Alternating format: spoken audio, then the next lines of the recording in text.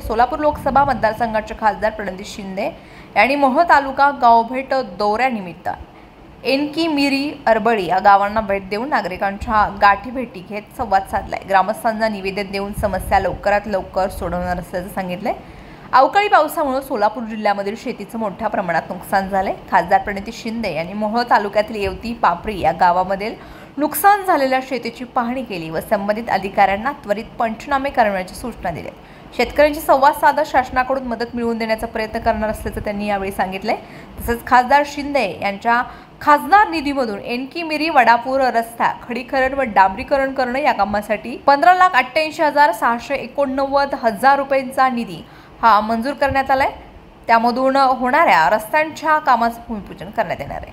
यावेळी मोहोळ तालुका अध्यक्ष सुलेमान तांबोळी, जिल्हा काँग्रेसचे उपाध्यक्ष राजेशप्पा पवार, संदीप पाटील, अनुसूचित जाती विभाग जिल्हाध्यक्ष ॲडव्होकेट मयूर खरात, सरपंच नौशाद पाटील, उपसरपंच दत्तात्रय राऊत, विनायक चोरगे, आप्पासाहेब पाटील, सीताराम जाधव, शबाना पाटील, आप्पा पाटील, गुबेर गायकवाड, महिला भगिनी व युवा सहकारी मोठ्या संख्येने उपस्थित होते।